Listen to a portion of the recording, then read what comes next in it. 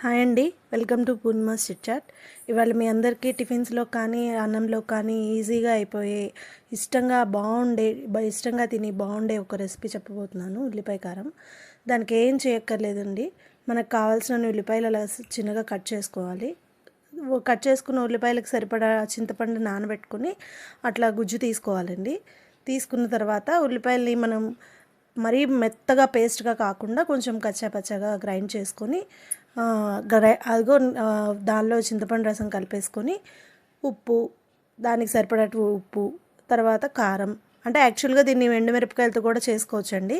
అప్పటికప్పుడు అవ్వాలంటే ఎండుమిరపకాయలు వేయించుకుని లేకపోతే నానబెట్టుకుని ఇదంతా మనకు కొంచెం కష్టమైన ప్రాసెస్ కాబట్టి, అంటే కుదరని వాళ్ళు ఉంటారు కదా, సో కాబట్టి కారంతో కూడా చేసుకోవచ్చు.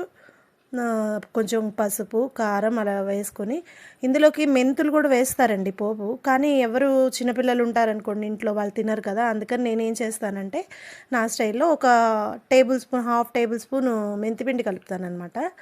సో మెంతిపిండి కలిపిన తర్వాత బాగా ఒకసారి అన్నీ మనం వేసిన ఐటమ్స్ ఉప్పు, కారం, పసుపు అవన్నీ మిక్స్ అయ్యేలాగా చేసుకోవాలి. తర్వాత ఒక చిన్న గిన్నె పెట్టుకొని దానిలోకి ఆయిల్ వేసుకోవాలి. దీనికి కొంచెం ఆయిల్ ఎక్కువ పడుతుందండి, ఎందుకంటే ఆనియన్స్ అనేవి వాటర్ కంటెంట్ ఉంటాయి కాబట్టి మనం కొంచెం ఆయిల్ ఎక్కువ వేసుకుంటే మనకి పచ్చడి ఒక 1 వీక్ దాకా పాడవకుండా ఉంటుందన్నమాట. సో కాబట్టి ఆయిల్ ఎక్కువ వేసుకోవాలి.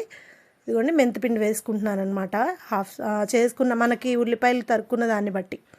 సో తర్వాత ఆయిల్ హీట్ ఎక్కిందండి. సో మనం ఆవాలు, కొంచెం జీలకర్ర, అలాగే ఎండుమిరపకాయలు, ఆయిల్ హీట్ ఎక్కిన తర్వాత ఇవన్నీ వేసుకోవాలి. వేసుకుని వేగిన తర్వాత బాగా వేగాలి. ఇది ఏంటంటే అట్లల్లో కూడా బాగుంటుంది, తర్వాత రైస్లో కూడా బాగుంటుంది అనమాట. చాలా బాగుంటుంది, అప్పటికప్పుడు అయిపోతుంది, ఒక 10-15 మినిట్స్లో అయిపోతుంది. ఇంగువ అండి, దీనికి ఇంగువ కూడా చాలా టేస్ట్ వస్తుంది అనమాట. సో కాబట్టి కావాల్సినంత ఇంగువ వేసుకోవాలి. వేసుకుని మొత్తం వేగిన తర్వాత ఈ పేస్ట్ని ఇది మెయిన్ ఇక్కడ. ఎందుకనంటే ఆనియన్స్ మనం ఫ్రై చేయకుండా మిక్సీ చేసాం కాబట్టి కొంచెం ఆయిల్లో ఇది కొంచెం రోస్ట్ చేసుకోవాలన్నమాట. అంటే ఆ వాటర్ కంటెంట్ అంతా పోయి పచ్చివాసన పోవాలంటారు కదా, సో అప్పటిదాకా మనం దాన్ని కొంచెం అట్లా కలుపుకుంటూ ఉండాలన్నమాట. ఒక 3-4 మినిట్స్ అలా కలుపుకున్న తర్వాత ఇంకా కట్టేసుకోవచ్చు.